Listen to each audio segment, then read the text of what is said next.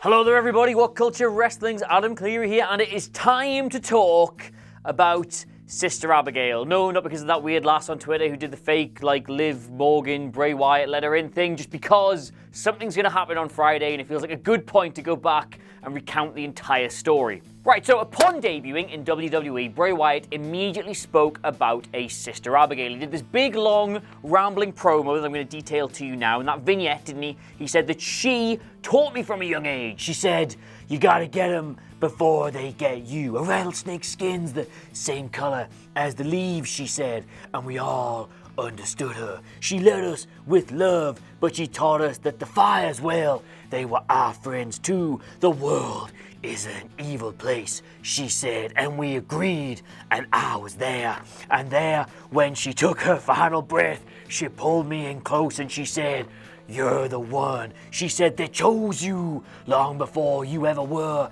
in existence, and I understood what she meant.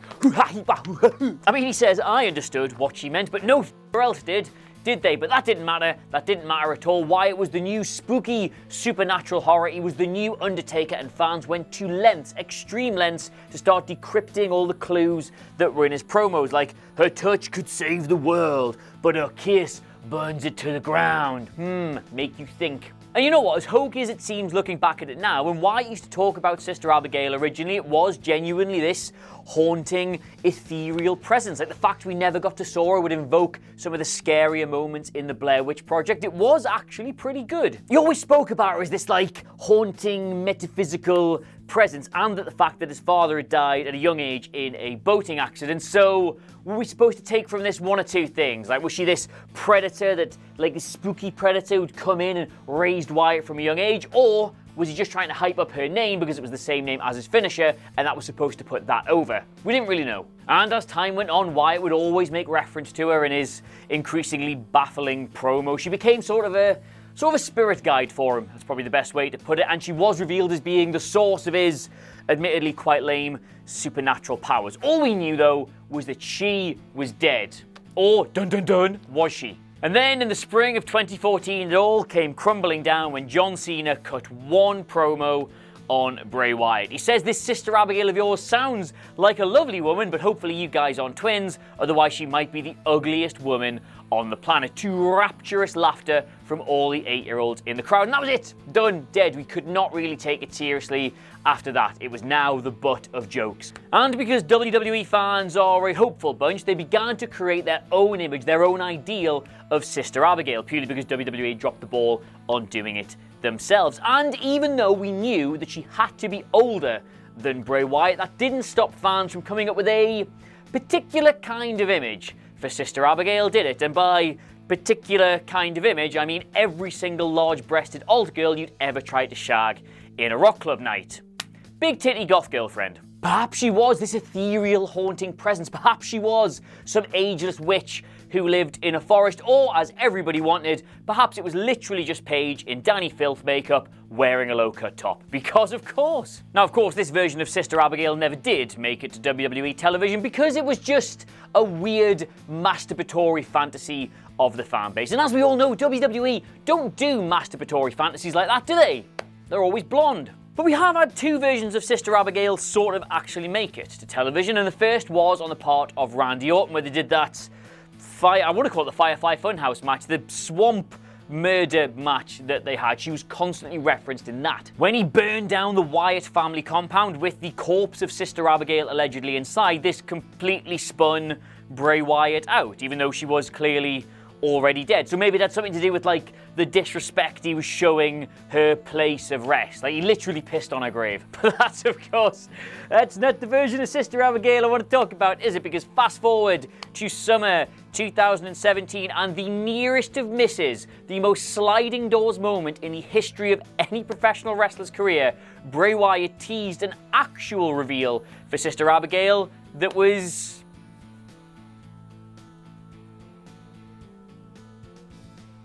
Yes, to overcome Finn Balor's demon, Bray Wyatt became Sister Abigail. And by became Sister Abigail, I literally mean he adopted the character of a big goth lass with a lisp and a veil over her face. Ugh.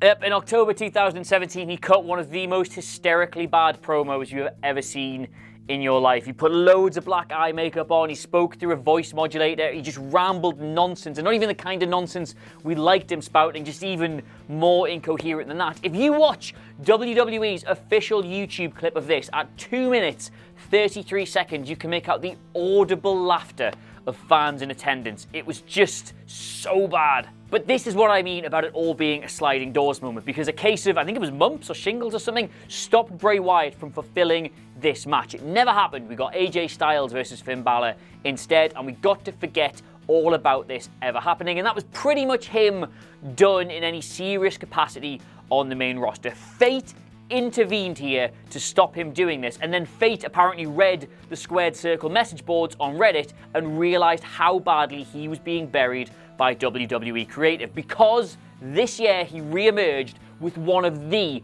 all-time great character redefining moments of all time in history forever. Now, this video isn't about The Fiend or Bray Wyatt's character reinvention. We've covered that loads. This video is still about Sister Abigail, because she did come back with him during this character reinvention. She was part of the Firefly Funhouse. Now, at first, we didn't know how to take this, because was the Funhouse some figment of Bray Wyatt's demented imagination? Was Sister Abigail still this spectre that haunted him even there?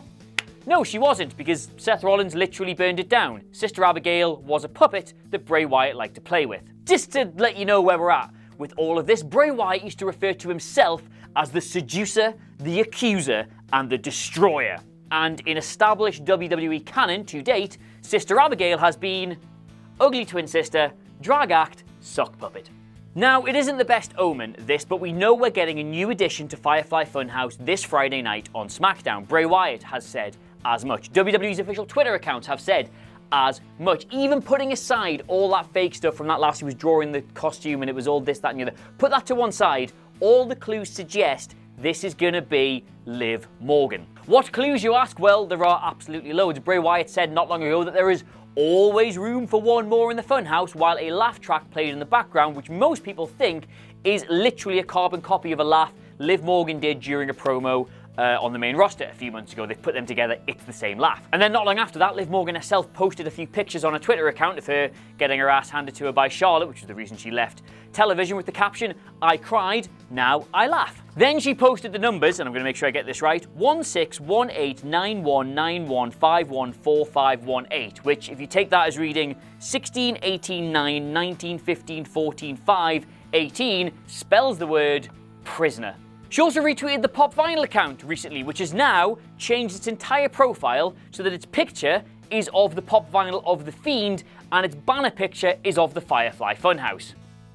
And then the pièce de la résistance, she even tweeted a picture of herself in black lipstick, black nail varnish, and oh my god guys, she was wearing a choker. Yes, literally that big-breasted alt girl from the rock club you couldn't get to shag that time. It's happening. But this kind of asks the question, doesn't it? Why would The Fiend need a valet? Like, what's that gonna consist of? Is she gonna flash her titties at somebody for the distraction finish?